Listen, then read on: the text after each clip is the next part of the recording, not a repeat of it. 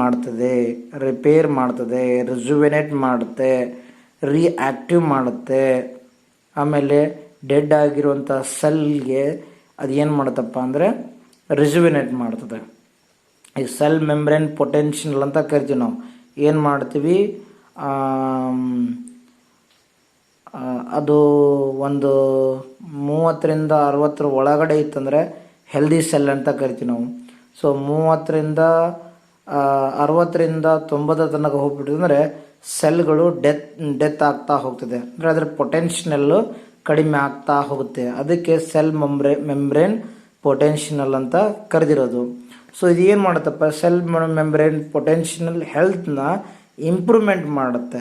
ಇದರಿಂದ ಏನಾಗುತ್ತೆ ಅಂತಂದರೆ, ಈಗ ಸೆಲ್ ಡಿಕೆ ಆಗಿ ಡೆತ್ ಆಯ್ತಂದರೆ ಅಥವಾ ಅದರದ್ದು ಎನರ್ಜಿನ ಲಾಸ್ ಆಯ್ತಂತಂದರೆ, ಫಾರ್ ಎಕ್ಸಾಂಪಲ್ ಇಲ್ಲಿ ಸೈನಲ್ ಫ್ಲೂಯಿಡ್ ಅಂತ ಇರ್ತದೆ. ಆ ಫ್ಲೂಯಿಡ್ ಹೆಂಗೆ ಏಜ್ ಆಗ್ತಾ ಹೋಗ್ತದೆ ಹಂಗೆ ಖಾಲಿ ಆಗ್ತಾ ಹೋಗ್ತದೆ.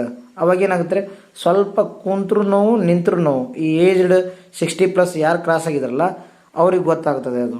ಓಕೆ, ಸೊ ಅದಕ್ಕೋಸ್ಕರ ಇದನ್ನು ಜಸ್ಟ್ ಯಾರಿಗೆಲ್ಲ ಮಂಡಿ ನೋವಿದೆ, ಜಾಯಿಂಟ್ಸ್ ಇಶ್ಯೂ ಇದೆ, ಎಲ್ಲೇ